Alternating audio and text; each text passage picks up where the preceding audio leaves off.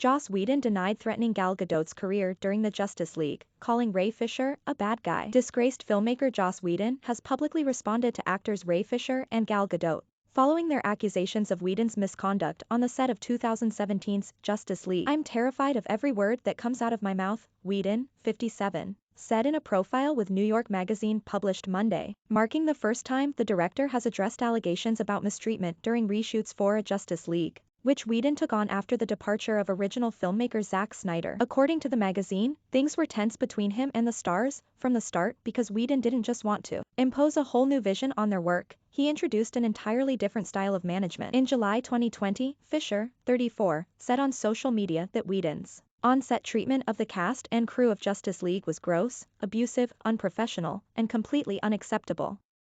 Then, last April, Fisher, who played Cyborg, the first black superhero in a DC movie, told The Hollywood Reporter that he felt he had to explain some of the most basic points of what would be offensive to the black community. On Monday, Whedon addressed Fisher's comments and said he drastically cut Cyborg's role in Justice League because the storyline logically made no sense, and because he felt Fisher's acting was bad. USA Today has reached out to Whedon, Fisher and Gadot's reps for comment. Joss Whedon calls Ray Fisher a bad actor in both senses. Whedon also insisted his conversations with the actor were friendly and respectful, and that none of Fisher's claims were either true or merited discussing. Of Fisher's motives, Whedon simply told New York Magazine, "We're talking about a malevolent force. We're talking about a bad actor in both senses."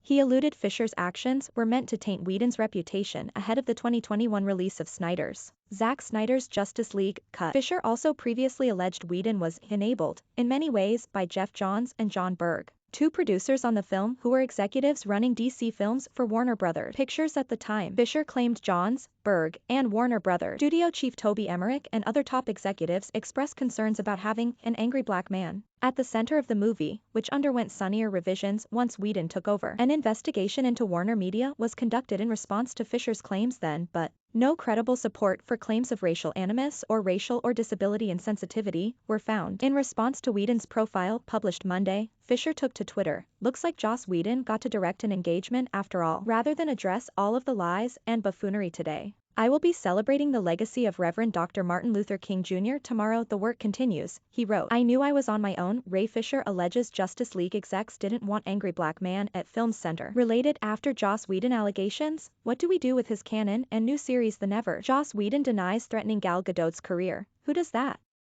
Wonder Woman star Gadot, 36, also encountered inappropriate conduct while working on a Justice League, with Whedon at the helm, according to THR last April. According to unnamed sources, the tension between Whedon and Gadot came to a head when the director threatened her career and disparaged Wonder Woman director Patty Jenkins. In a statement to THR at the time, Gadot said, "I had my issues with and Warner Brothers handled it in a timely manner." Whedon denied Monday that he threatened Gadot's career. "I don't threaten people," he told New York Magazine. Who does that? Instead, Whedon alleges it may have been a misunderstanding due to language barriers. "English is not her first language, and I tend to be annoyingly flowery in my speech," Whedon said. Whedon also recalled an argument over a scene Gadot wanted to cut, to which he said he responded jokingly that if she wanted to get rid of it, the Wonder Woman star would have to tie him to a railroad track and do it over his dead body. "Then I was told that I had said something about her dead body and tying her to the railroad track," Whedon said. However, Gadot disagreed with Whedon's version of what happened and told the publication via email, "I understood perfectly." More allegations. Charisma Carpenter details director Joss Whedon's alleged abuse of power. Buffy co-stars share support. Joss Whedon denies calling Charisma Carpenter fat during Angel last February. Charisma Carpenter, 51, who starred in Buffy the Vampire Slayer and Angel, which Whedon created, alleged abuse while working with the Avengers. Director abused his power on numerous occasions while working on the sets of Buffy the Vampire Slayer and Angel.